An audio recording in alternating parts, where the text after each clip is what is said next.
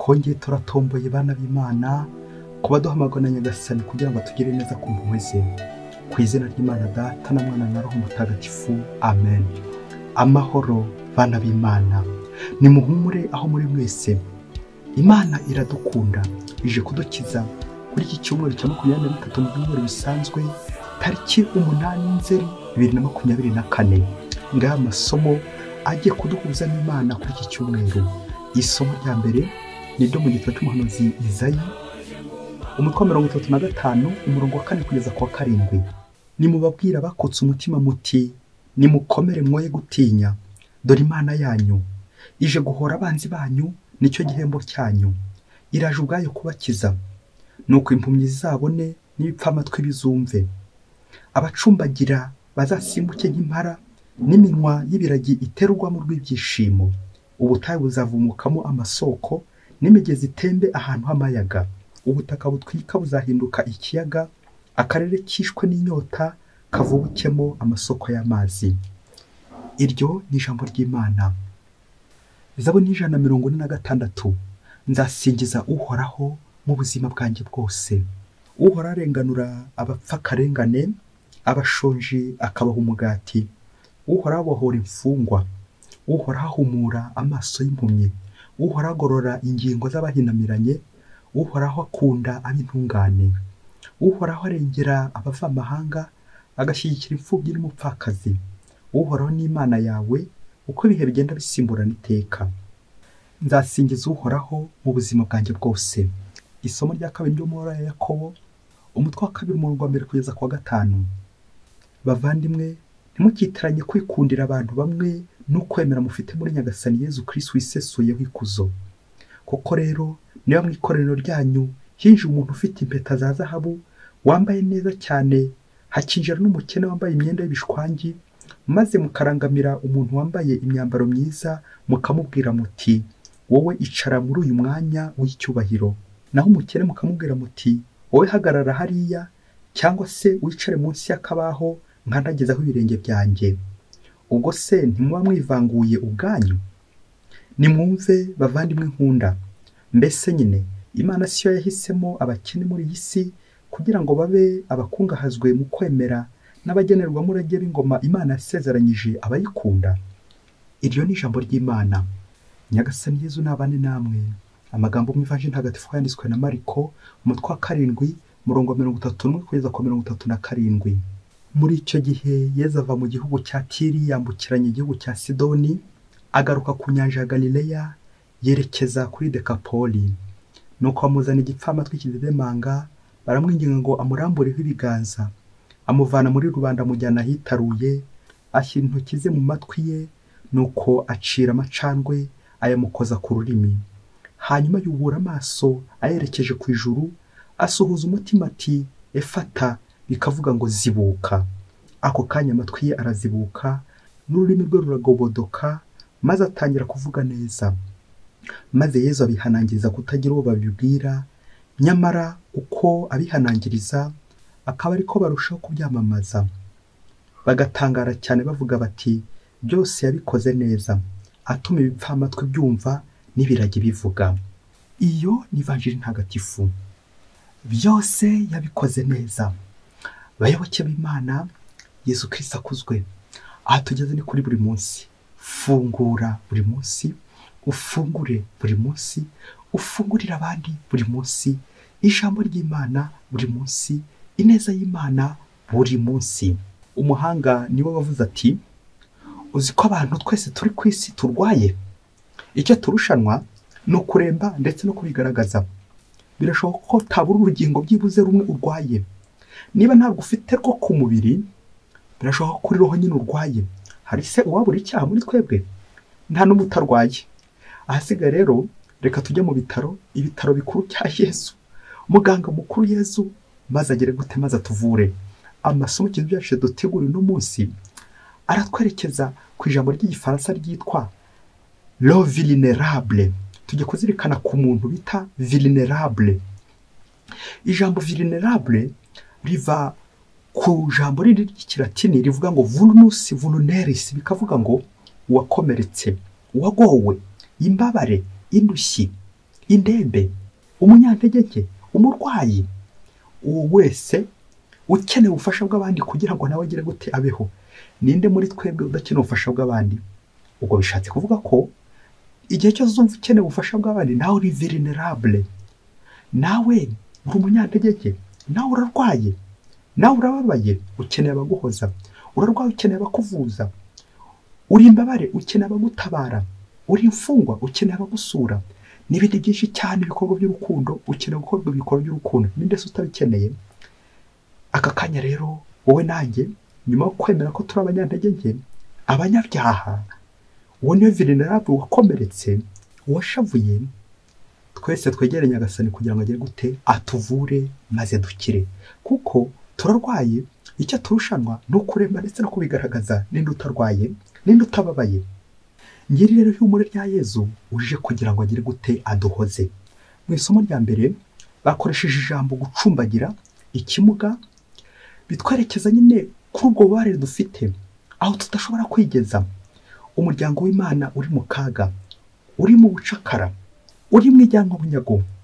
Imana ije kuwumuriza, bityo ugire ihumure rya Nyagasani, kuko Imana ishaka kuwutabara maze bongere basubire mu gihugu cy'isezerano, bongere babeho neza. Abacumbagira ati nimubwire abakutse umutima muti nimukomere mwoye gutinya, dore Imana yanyu iraje, ije guhora abanzi banyu.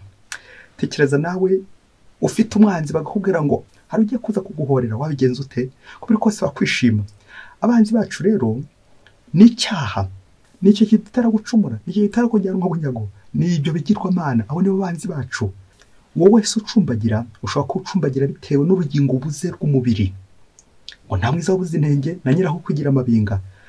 Wasanga ari urugingo buze, wasanga hari ujya ucumbagira, ariko gucumbagira nyirizina ni ugucumbagira kuri roho, kutabona Imana. Iby'Imana ukagenda bigura intege, ugenda ucumbagira mu by'Imana, ntugisenga, ntukita ku ijambo ry'Imana, ntugihabwa Yezu. Ubukristo bwawe buragerwa ku mashyi, aho ngaho nawe uracumbagira, ukeneye guhumurizwa, kuko nyine abo banzi barakugose, abo bakubuza Imana, abo bakubuza gusenga, abo bose bakuzitiye. Nyagasani aje kugira ngo abagukureho.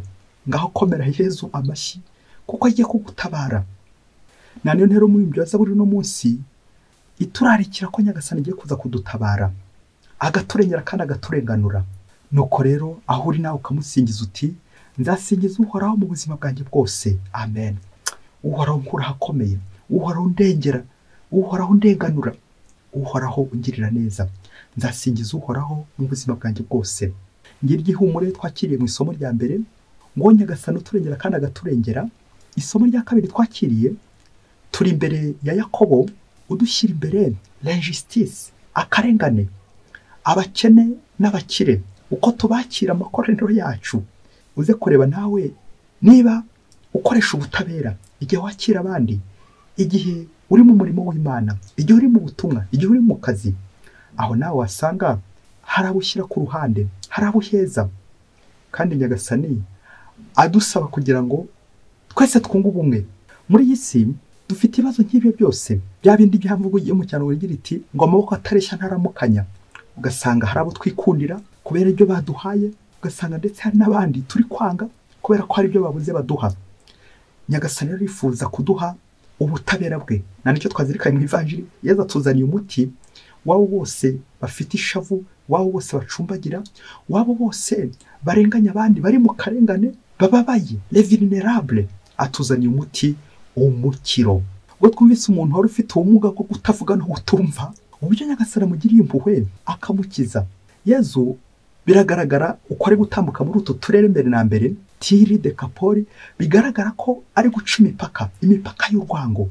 Abazitira abandi, nuko Yezu we agaharenga kugira ngo azaturenganure, guca imipaka y'urwango.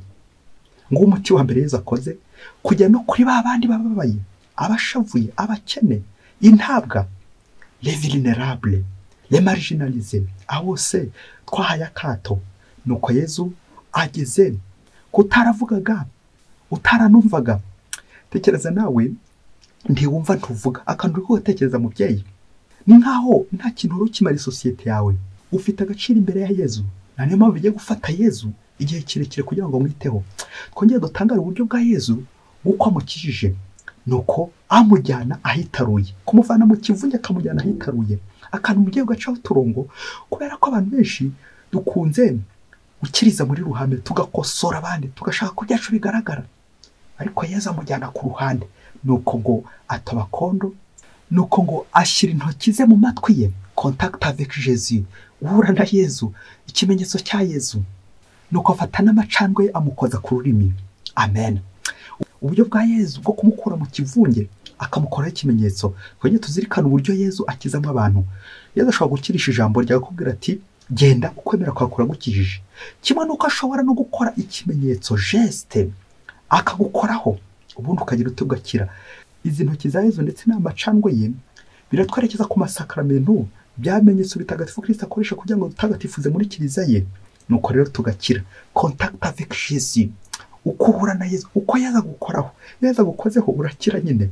Twongere tuzirikane impamvu tudakira, nuko wasanga Yezu ataragukoraho.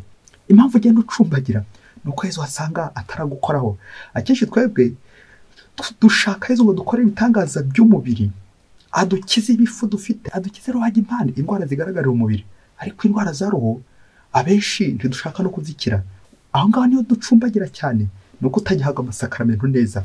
Amasakramentu akiza, ibimenyetso bya Kristo bidukiza.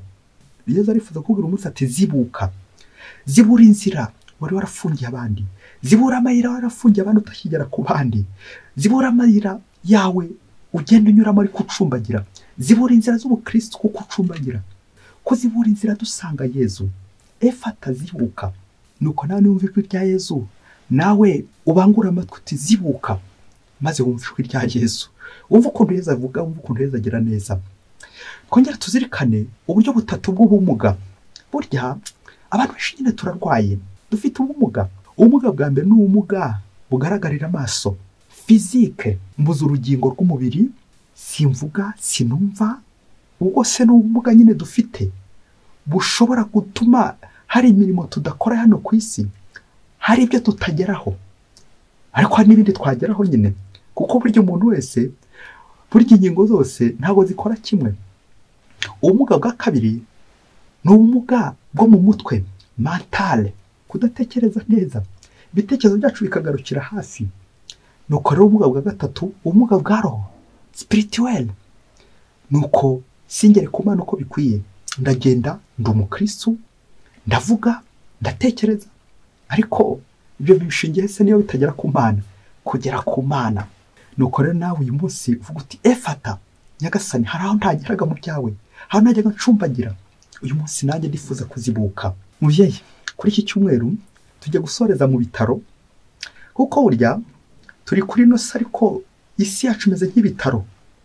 Nawe rero ibitaro tujya kunyuramo, urebe abarimo, urebe abarwayi barimo, urebe n'icyo wabamarira, maze ubashyire Yezu umuganga mukuru. Ngo umunsi umwe hirya kure cyane muri Afurika, ngo umwana w'umukobwa wari uri hafi kurangiza amashuri yisumbuye, nuko umubyeyi agiye kubona abona ararwaye, ararembye, akajya yibaza ubu burwayi bwo ari bwo. Nuko arashakisha, aramuvuza ariko biranga. Igihe kiza kugera ngo wa mubyeyi afata icyemezo cy'uko amuvuza mu giturage, amuha imiti, wapi biranga. Wa mwana n'ubundi akomeza kuremba, amujyana kwa muganga ngo kuri centre de santé, atari ibitaro bikomeye. Wa mwana bamaze kumupima basanga koko arembye, arwaye uburwayi bukomeye. Umubyeyi babimukojeje ati uzi ko uburwayi bwari buremeje umwana wawe ariko yaratwite. Umubyeyi neza yumva umusatsi umuvuyeho, kubera ko yatekerezaga ububabare barimo, ukuntu se yabataye, ukuntu bariho mu bukene. Nuko hamagara wa mukobwa, baramubaza uwamuteye inda kugira ngo byibuze bazafatikanye no kurera umwana. Wa mukobwa mubera ibamba, yanga kumubwira. Igihe kigeze, wa muganga wari wamupimye abonye ko urubanza rwanze kurangira, afata icyemezo cy'uko agiye kumuha transfer, ubundi bakajya kumuvuriza mu bitaro bindi bikuru.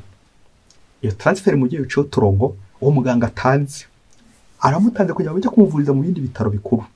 akomeza kubitekerezaho. Wa mukobwa yanga kuvuga uwamuteye iyo nda. Ibyo ni ihohoterwa rindi. Igihe cyaje kugera barakomeza n'urugendo ngo bageze ku bitaro bikuru bikomeye cyane. Abandi bari abaganga, noneho bageze ku badogiteri. Bageze kwa dogiteri nta kindi cyari gisigaye. Bari bamuzaniye dogiteri nyine kugira ngo barebe niba iyo nda batayikuramo, ubundi amahoro akaboneka, ngo kuko se wa mwana atazwi. Nuko dogiteri afata icyemezo cy'uko urwo rubanza agiye kururangiza, iyo nda akayikuramo. Ngo abaza umubyeyi uko abyumva n'umwana uko abyumva. Bose nyine bahuriza ko iyo nda agiye kuyikuramo. Arabasinyisha, asinyisha umubyeyi, aramusinyisha. Amaze gusinya, ako kanya dogiteri urubanza ahita rurangiza. Nk'ako kanya wa mwana babamukuyemo.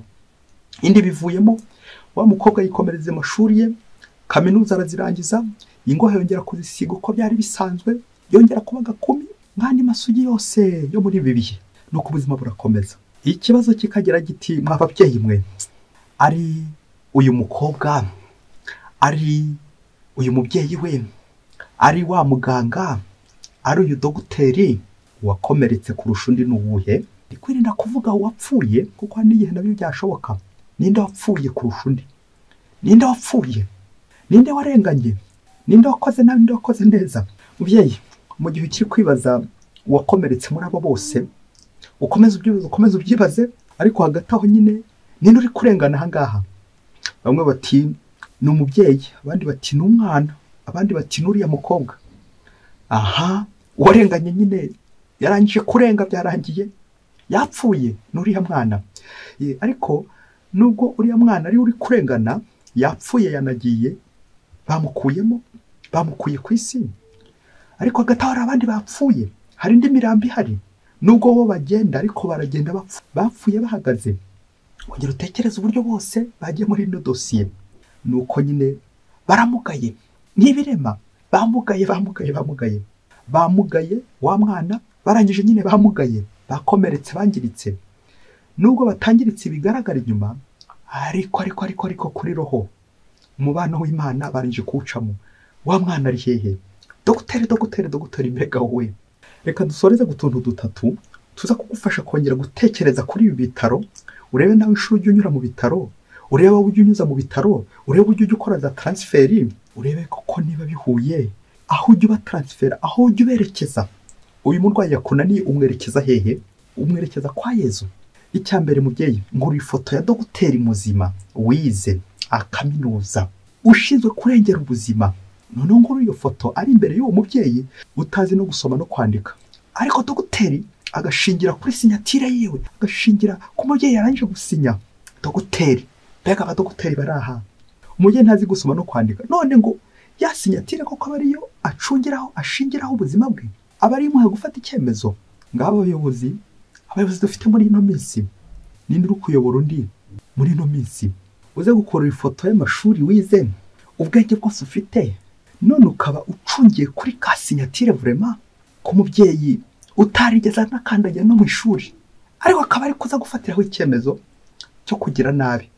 Wari ushinzwe kurengera ubuzima, none niwe ugize gute? Niwe uri kubwica. Dogiteri, mbega wowe. Icya kabiri mubyeyi, nifuza gukwibutsa, uzi ko abantu benshi bagiye basinyira umuriro w'iteka, baraguha inyama ugacira, ariko baguha umuriro ukamira.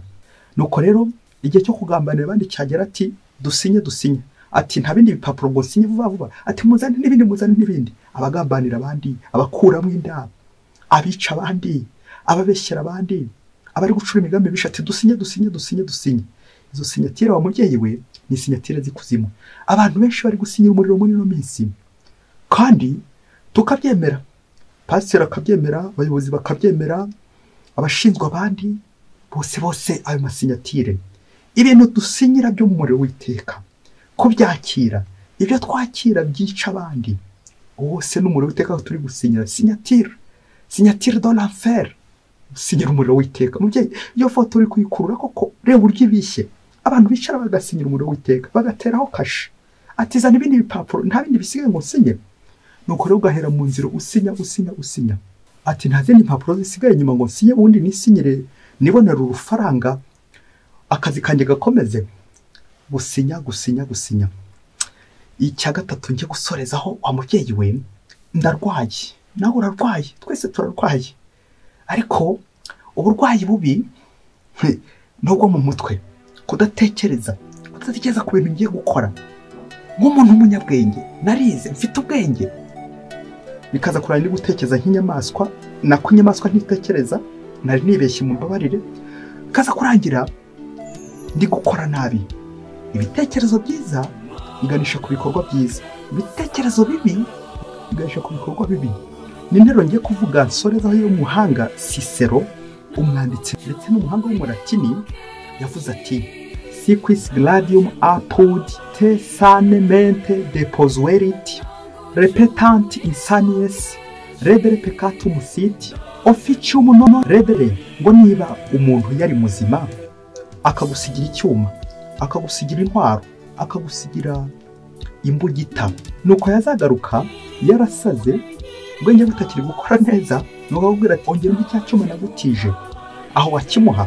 Nuko arangiza avuga ati nukimuha ntazagusiga atyo, azagukeba, azakwica, icyo gihe uzaba ucumuye nukimuhereza.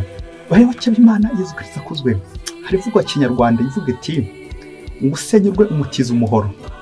Nuko rero urebe niba nta bantu bagiye utiza imihoro.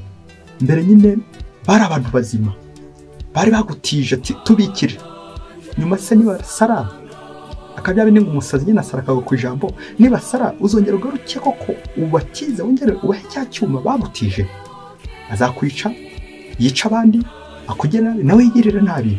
Uwo musazi mwabyeyi, nta nibyo koko ushobora kubona umuntu wize, umuntu abantu bizeraga, ariko se igihe cyagera niba koko mu mutwe haragiye ubumuga, aho uzongera umwizere, uzongera umushyira imbere ibyuma, ibikwasi, inshinge, ibyicisho, imihoro, ibyuma, glaive, uzabimushyira imbere.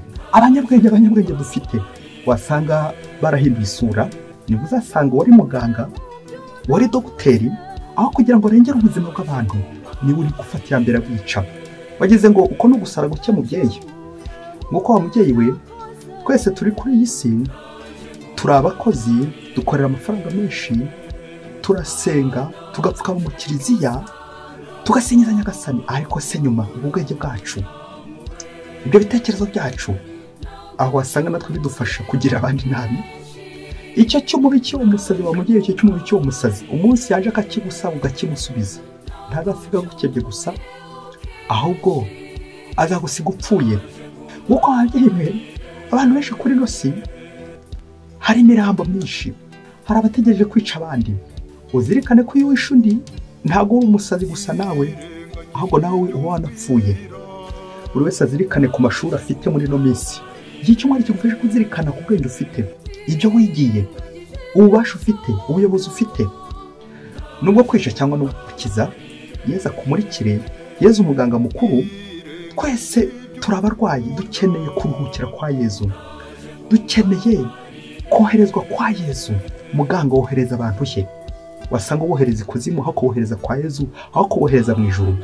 Umuganga, dogiteri, nuvura abantu kandi akabakiza, dogiteri mukuru ni Yesu Kristo. Nguko uko Yesu yifuza nta kugukiza uno munsi, ati efata zibuka, efata zibuka. Bifurije icyumweru cyiza mwese, Imana ibahe umugisha, Imana Data na Mwana na Roho Mutagatifu, amen. Padiri Musumbuko Ladislas wa Diyosezi ya Cyangugu.